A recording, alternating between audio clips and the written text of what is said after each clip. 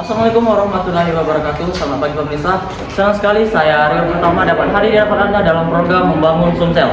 Hari ini kita akan membahas topik yang paling penting, yaitu membahas membangun Sumsel menuju kesejahteraan yang merata. Kita akan membahas tuntas bagaimana pembangunan di Sumatera Selatan, khususnya di tingkat kabupaten, telah berdampak pada pengurangan pengangguran, kemiskinan, dan cara upaya untuk mengatasi kesenjangan sosial.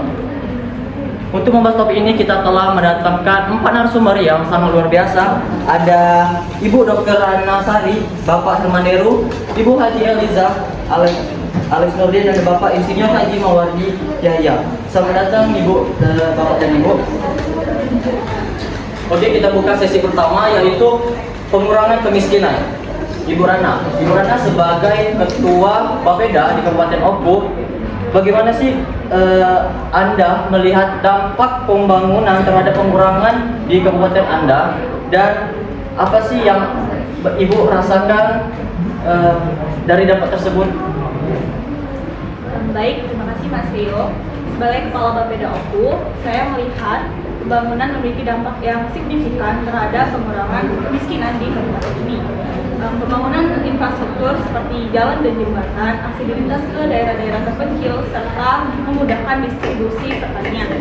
Peningkatan kualitas pendidikan dan kesehatan juga berperan penting. Dengan adanya pendidikan yang lebih baik, masyarakat memiliki keterampilan yang lebih tinggi untuk mencari pekerjaan yang lebih baik. Layanan kesehatan yang memadai itu dapat meningkatkan kualitas hidup dan produktivitas masyarakat. Selain itu, pembangunan sektor pertanian seperti irigasi dan penyediaan bibit unggul dapat meningkatkan produktivitas pertanian serta pendapatan petani. Dampak yang saya rasakan dari pembangunan ini itu sangat positif. Saya melihat adanya peningkatan kesejahteraan masyarakat, penurunan angka kemiskinan, serta peningkatan kualitas hidup. Namun tantangan itu tetap masih ada. Kami terus berupaya agar meningkatkan efektivitas dari program-program yang kami berikan agar dampaknya itu lebih terasa bagi masyarakat miskin. Oke, terima kasih atas tanggapannya. Kita lanjut pada Bapak Herman Deru. Bapak sebagai investor, investasi apa sih yang bisa menjadi investasi yang bisa untuk mengurangi angka kemiskinan di Kabupaten Muba ini?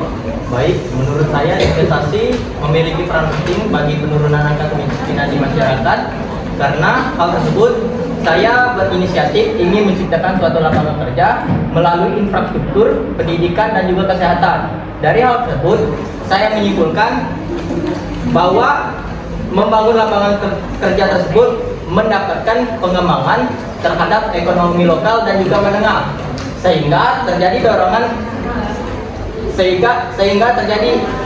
kepada ekonomi lokal tersebut dan juga dapat memberdayakan masyarakat. Oke, menurut Bapak, mungkin usaha apa sih, usaha kecil yang bisa membuat si masyarakat yang tidak mempunyai modal bisa membuka usaha yang lebih untuk mendapatkan penghasilan dan menstabilisasi ekonomi? Menurut saya usaha kecil yang dapat menggunakan modal kecil dan mendapat keuntungan yang banyak, yaitu berupa berbisnis daring ataupun berbisnis online dan juga menggunakan jasa titip. Dari hal tersebut, saya menyimpulkan bahwa berbisnis online ini memiliki contoh yang berupa, yaitu barang dan jasa yang dapat dikirimkan menggunakan jasa titip tersebut, sehingga kami pun bisa menggunakan modal yang lebih sedikit dan juga menghasilkan keuntungan yang agak banyak. Oke Pak, terima kasih atas kita lanjut pada penanganan pengangguran. Ibu Eliza ini sebagai Ketua PKK di Kabupaten Banyuasin, yang pastinya memiliki peran penting dalam pemberdayaan masyarakat. Apa yang telah Ibu lakukan pada PKK di Kabupaten Banyuasin untuk mengatasi pengangguran, khususnya di kalangan perempuan? Baik, saya sebagai tim penggerak utama Kabupaten Banyumas, kami melakukan pelatihan kerajinan yang relevan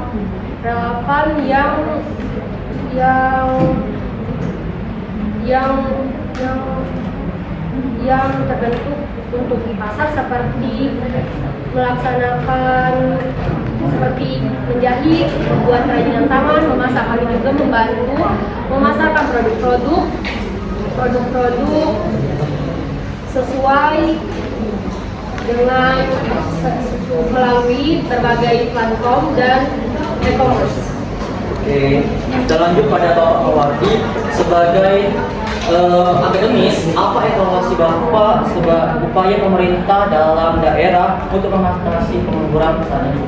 Menurut saya pemerintah sih harus sedikit lebih kreatif lagi untuk membangun lapangan kerja yang baru.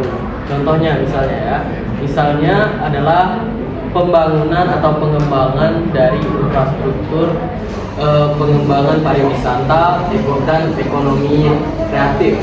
Selain itu, diimbangi itu kita harus juga mengimbangi dengan pendidikan kita. Kita harus meningkatkan pendidikan kita, kualitas pendidikan kita, supaya tenaga kerja mencari pekerjaan itu bisa kita mendapatkan tenaga kerja yang bagus. Oke Pak, terima kasih atas tanggapannya. Kita kembali lagi kepada Ibu Ratna nih. Bagaimana sih Bapeda OKU memastikan bahwa pembangunan yang dilakukan tidak hanya dinikmati oleh sebagian kecil, tapi menyeluruh, tetapi merata untuk semua orang?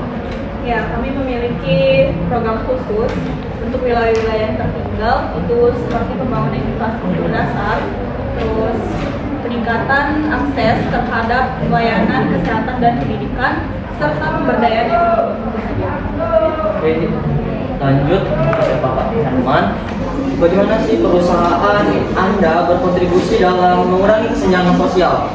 Ini Mbak, apakah berjalan dengan baik atau malah sebaliknya? Bagaimana Bapak mengatasinya? Perusahaan kami juga berkontribusi dalam mengurangi kesenjangan sosial yang ada di MUBA melalui program sosial, yaitu berupa pelatihan keterampilan dan juga pengembangan ekonomi lokal. Dari hal tersebut, kami memberikan akses kepada masyarakat agar bisa melatih keterampilannya agar dapat digunakan di dalam pasar kerja. Oke, terima kasih Bapak. Kita lanjut pada Ibu Eliza. Bagaimana PKK Banyuasin berperan dalam memastikan bahwa program-program pembangunan dapat diakses oleh seluruh lapisan masyarakat? Apakah PKK Banyuasin sudah cukup baik perannya dalam hal tersebut? Dan bagaimana masyarakat mengakses program-program tersebut? Baik, kami memiliki target setiap desa yang bertugas untuk mendampingi masyarakat, memberikan informasi program pemerintah yang membantu masyarakat untuk melayani dan mengakses layanan terbuka. Oke, kita lanjut lagi pada Bapak Mawardi. Apa rekomendasi Anda agar pembangunan sosial lebih inklusif dan mengurangi sosial? Dan kenapa Bapak merekomendasi itu, atau Bapak punya alasan tertentu? Baik, kalau menurut saya merekomendasikan kalau pembangunan Sumatera Selatan ini sebaiknya lebih berfokus kepada yang pertama, pemerataan akses pembangunan infrastruktur. Yang kedua, yang saya sebutkan tadi, pendidikan. Kemudian, pemberdayaan ekonomi lokal. Selain itu juga, kita dapat meningkatkan kita dengan masyarakat atau memperkuat kita dengan masyarakat. Untuk alasannya, kenapa? Menurut saya, pembangunan yang inklusif dapat mengurangi kesenjangan dan juga kita dapat mengikat atau masyarakat lebih merasa terlibat dari pembangunan tersebut. Nah, dan menurut saya pembangunan yang kita bangun itu apakah bisa dirasakan oleh semua lapisan, tidak hanya di tempat tertentu saja. Itu saja. Oke, jadi pendidikan itu pengaruh besar ya Pak ya? Ya, sangat berpengaruh. Oke, terima kasih Bapak dan Ibu Ratna, Bapak Hanuman Heru. Ibu Eliza dan Bapak Mawardi atas insight yang sangat berharga. Dari diskusi kita hari ini, kita dapat melihat bahwa pembangunan Sumatera Selatan ini memberi dampak positif, namun masih banyak tantangan yang harus kita atasi. Tapi it's okay, semoga kedepannya pembangunan di Sumsel ini dapat lebih inklusif dan merata, sehingga seluruh masyarakat, tidak hanya masyarakat kecil, tapi seluruh masyarakat yang ada di Sumatera Selatan ini mendapatkan dan merasakan manfaat dari hasilnya. Oke, terima kasih pemirsa. Demikianlah program Membangun Sumsel hari ini. Saya Rio Pertama pamit undur diri. Sampai jumpa di kesempatan berikutnya.